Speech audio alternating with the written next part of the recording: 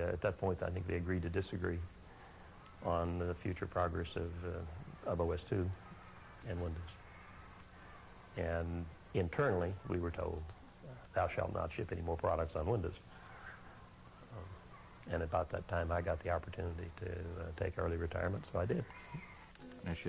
And turned IBM into an also-ran in the PC business. Did David beat Goliath?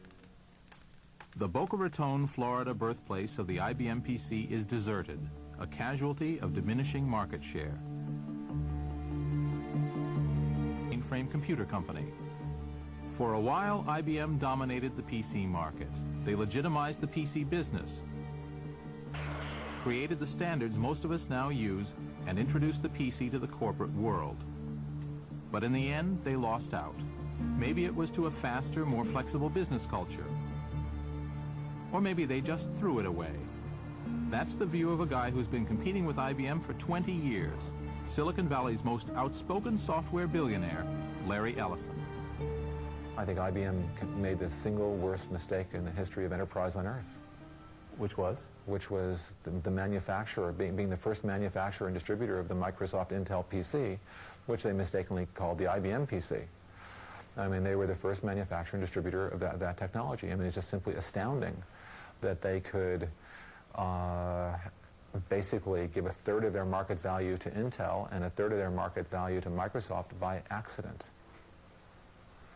I mean, no one, those two companies today are worth close to, approaching $100 billion. I mean, not many of us get a chance to make a $100 billion mistake. As fast as IBM abandons its buildings, Microsoft builds new ones. In 1980, IBM was 3,000 times the size of Microsoft.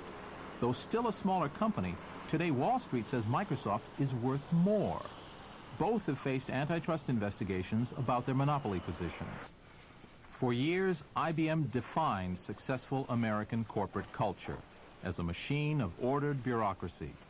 Here in the corridors of Microsoft, it's a different style. It's personal. This company, in its drive, its hunger to succeed, is a reflection of one man, its founder, Bill Gates. Bill wanted to win. Incredible desire to win and to beat other people.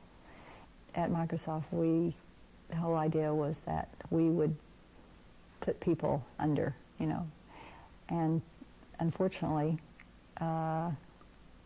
that's happened a lot. Bill Gates is special.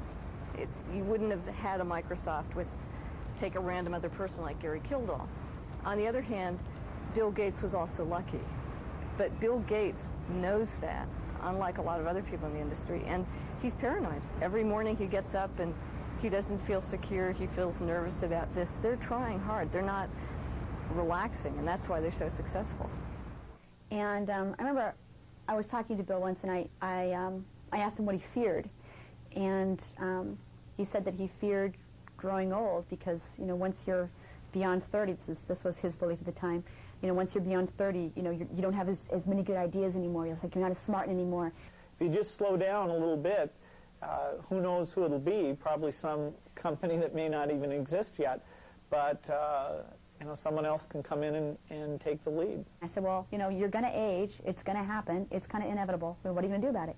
And he said, I'm just going to hire the smartest people, and I'm just going to surround myself with all these smart people, And I thought that was kind of interesting. It was like he was like, oh, I can't be immortal, but like maybe this is the second best, and I can buy that,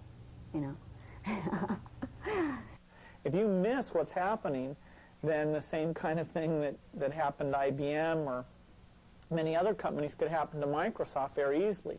So no one's got a guaranteed position in the high technology business. And the more you think about, how could we move faster? What could we do better? Are there good ideas out there that we should be going beyond? It's important. And I wouldn't trade places with anyone, but the reason I like my job so much is we have to constantly stay on top of those things. The Windows software system that ended the alliance between Microsoft and IBM pushed Gates past all his rivals. Microsoft had been working on the software for years, but it wasn't until 1990 that they finally came up with a version that not only worked properly, it blew their rivals away. And where did the idea for this software come from? Well, not from Microsoft, of course. It came from the hippies at Apple. Lights, camera, boot up. In 1984, they made a famous TV commercial. Apple had set out to create the first user-friendly PC just as IBM and Microsoft were starting to make a machine for businesses. When the TV commercial aired, Apple launched the Macintosh. Secure from the pests of incompetence. The computer and the commercial were aimed directly at IBM, which the kids in Cupertino thought of as Big Brother. But Apple had targeted the wrong people. It wasn't Big Brother they should have been worrying about.